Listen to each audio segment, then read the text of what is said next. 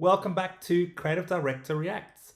Today we're looking at an advert for Tango. It's an ad that's known as St. George's, created by an ad agency in London called HHCL.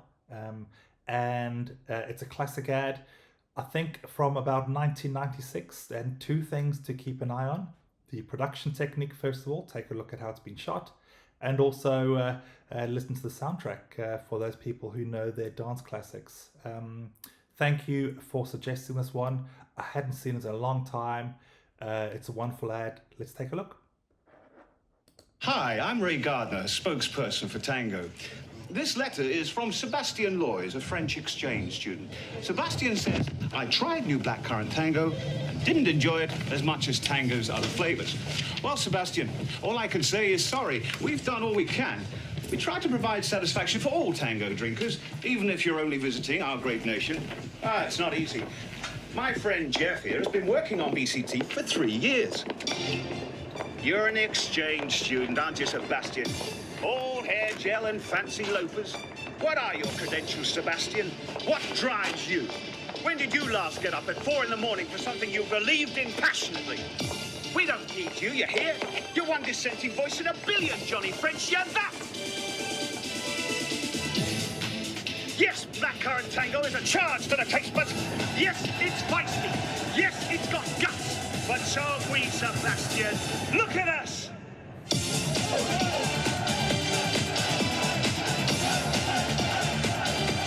Come on then, Sebastian!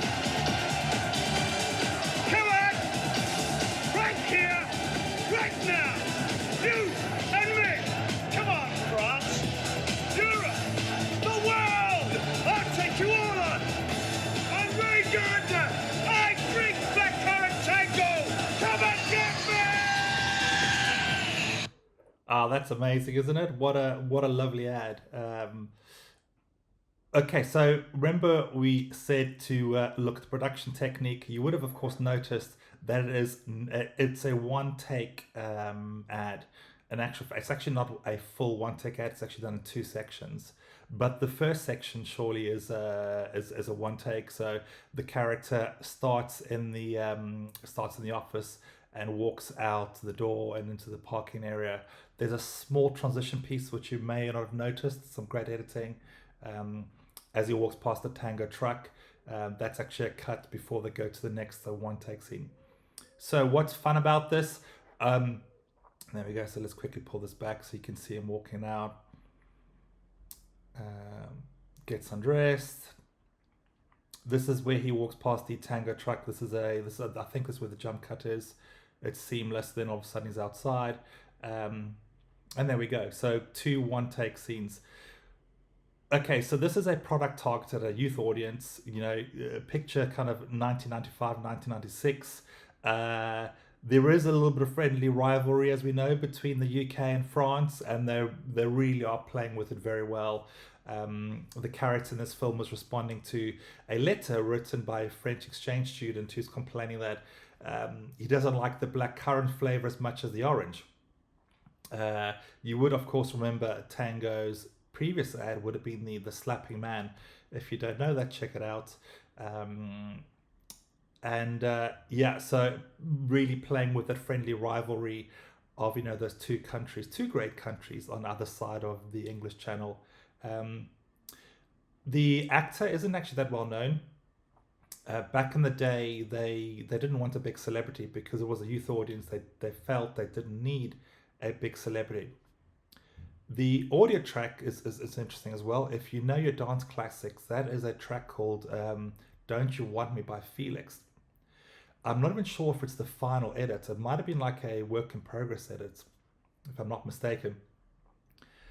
To my knowledge, that's the first time that a proper music track has been used on an ad, like a popular at that time music track. So previously there had been obviously ads that had used classics. There were ads that were using songs from 20, 30 years ago for the nostalgia.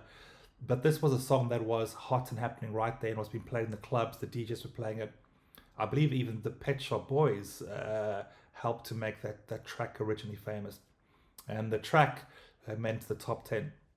So a real little kind of teaser of of how culture and cultural marketing starts to play a role. According to folklore, this ad was so expensive that they used all the budget on the production, and you can see the amazing production values. But they had very little money left for the media.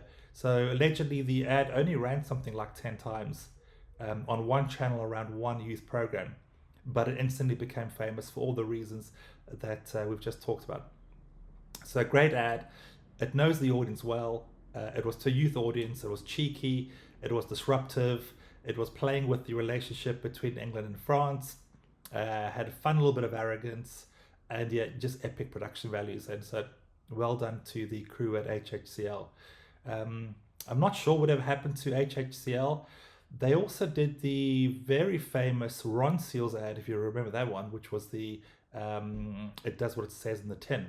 So if anybody knows what happens to HHCL, they're no longer around. I think they got bought by WPP at some point and merged. So yeah, if you know what happened to them and the creatives that made this, then please let me know. If you'd like to see more like this, please don't forget to like and subscribe.